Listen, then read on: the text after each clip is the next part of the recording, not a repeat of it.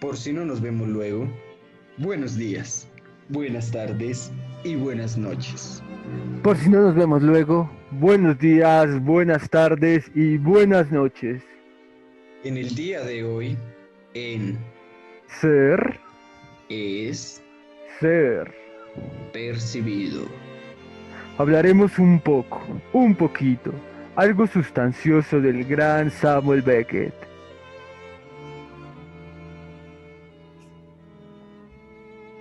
Antes de hablar del jaque mate al modo de la representación o crisis de la representación planteada por Samuel Beckett, es de suma importancia hacer un pequeño recuento sobre el drama y la representación de la poética aristotélica, base central de la forma tradicional de hacer teatro.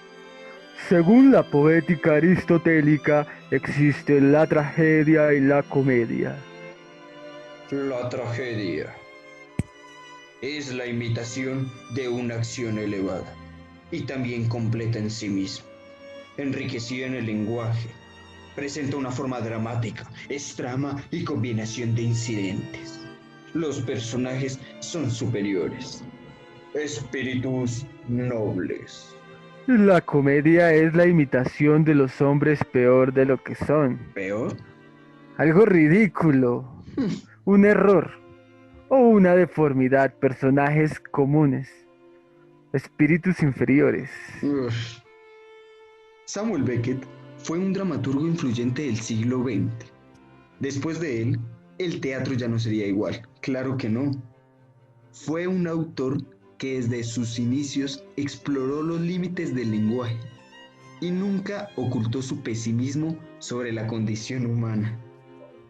Fue gran amigo de su compatriota irlandés James Joyce, novelista que da realidad al mundo con más palabras, reconocido por su obra Ulises.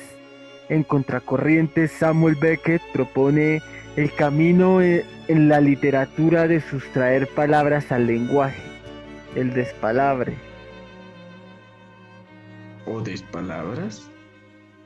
Cuando estaban juntos, Samuel Beckett y James Joyce practicaban métodos de comunicación como los silencios.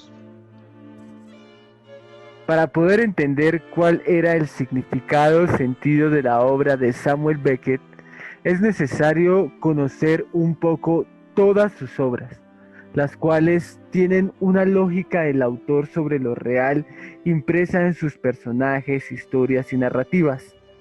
La fe exagerada del siglo XX sobre la ciencia, los avances tecnológicos, la cruda realidad de la guerra y la ilusión de progreso da paso a la conciencia del sinsentido de la vida. En 1932 publica su primera novela, Sueños de mujeres bellas y no tanto, o también conocida como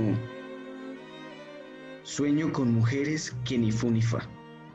Su protagonista, Belecua, un joven poeta que vagabundea por París y Dublín, dividido entre su vocación artística y una dolorosa educación sentimental que vive con 3 tortuosas mujeres.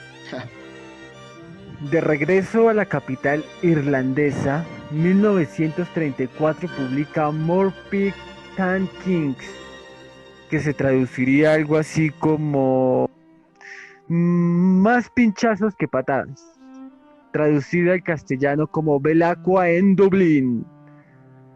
Belacqua es un antihéroe, y en las aventuras que se enfrasca son grotescas. Tiende a exponer lo absurdo que es la vida. En 1938, Beckett escribe Mork, donde el protagonista intenta abolir el cuerpo. Se ata una mecedora con 7 bufandas hasta caer en un trance. Murphy tiene 2 problemas que lo impiden liberarse de las ataduras materiales: su amor por Celia y su debilidad por los bizcochos de jengibre. Murphy muere por un escape de gas y su última voluntad es que sus cenizas sean arrojadas al piso en su pub favorito durante una pelea. En 1951 escribe Watt, que es un ¿Qué? personaje que emprende un viaje a la casa de Noun buscando respuestas, donde la pregunta de la novela es un constante ¿qué? Y la respuesta siempre es un no, Ah, donde podemos tomar esto como una filosofía beckettiana. Ser es es ser percibido. percibido. En 1953 produce Esperando a Godot, dos personajes que parecen payasos, pero también vagabundos, que esperan la llegada de un misterioso personaje llamado Godot, quien debería venir a ayudarlos y salvarlos, pero que nunca llega. Seres precarios y disminuidos que se enredan en interminables diálogos o monólogos.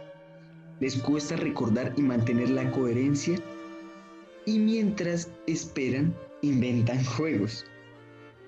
Una obra que para algunos tiene un humor negro, hiriente, ridículo, que presenta situaciones en donde no sucede nada, sino que simplemente transcurre. Luego, aparecen dos nuevos personajes en escena, Pozzo y Lucky, el amo y el esclavo. Para ganar la amistad de Vladimiro y Esdragón, Pozzo ofrece entretenerlos con Lucky, ordenándole que baile y diga lo que piensa. Hacia el final, llega un niño vago y contradictorio trayendo un mensaje de Godot. Ese día no va a venir. En el siguiente acto, sucede casi lo mismo. Aún así, los personajes no recuerdan con certeza si realmente estuvieron ahí alguna vez. Aparece Pozzo, pero esta vez ciego, y Lucky mudo. Ellos manifiestan encontrarse en el mismo estado de siempre. Al finalizar la escena, regresa el niño, quien dice trabajar para Godot, y la obra termina con la reiterada promesa que Godot vendrá mañana. Ellos deciden irse, pero ¿saben? No se mueven. En 1961 Beckett estrena Los Días Felices. En esta obra insiste en un teatro que muestra la pauperización del lenguaje. Winnie, la protagonista, está enterrada en un montículo de arena. Es una situación cotidiana en la playa. El montículo crece hasta tapar a Winnie. La obra muestra el avance de la destrucción. Detrás del montículo está Willy, observando a Winnie, porque ser es ser percibido. Al final, los personajes se encuentran en un diálogo, pero Winnie nunca hace referencias de su condición de estar enterrada. Cuando la tragedia arrasa con todos los moldes de la razón, Beckett con sus novelas siembra una nueva forma de narrativa. Con Godot plantea una forma de entender el teatro, donde los temas centrales son la espera de Godot y la esperanza de su llegada. Con su profundo conocimiento de las escrituras y origen protestante, pero ahora escéptico y anticlerical, Beckett usa temas irónicamente de origen bíblico. Libro de Proverbios. La esperanza diferida enferma el corazón, pero cuando llega el deseo es un árbol de vida. Por ello usa un árbol en la escena de Esperando a Godot, pero sostiene que no es un árbol de vida sino de muerte. Por eso es un árbol seco y deshojado. Recordemos que en 1934, Beckett conoce al psicoanalista Carl Gustav Jung y se apropia del concepto del segundo nacimiento, es decir, un largo proceso de búsqueda espiritual del conocimiento. El psicoanálisis se vuelve un área nueva de estudio humano, fundamental para su desarrollo, que en su momento no tiene gran valor en el sistema social, pero sí como herramienta de exploración del humano, del lenguaje y del pesimismo de la condición humana. A raíz de lo dicho, tomaremos el riesgo de definir cómo era el teatro de Samuel Beckett. Beckett nunca concibió la obra de arte como el producto de una subjetividad exacerbada. El artista solo es el cauce de una fatalidad preestablecida. Es absurdo hablar de creación, pues la obra preexiste a su autor como una ley de la naturaleza. Beckett se consideró como un traductor, no un demiurgo. Ser el artífice de una revelación no convierte al artista en un genio. Las obsesiones de Beckett no son ajenas a las obsesiones de otros artistas. Le interesa abordar temas como la fugacidad de la vida, el tiempo, la eternidad, la soledad, la imposibilidad de comunicarse. Sin embargo, la forma de abordar los temas es a través del absurdo, es decir, a través de obras sin intrigas, sin personajes claramente definidos, donde el azar y la contradicción llevan la voz cantada.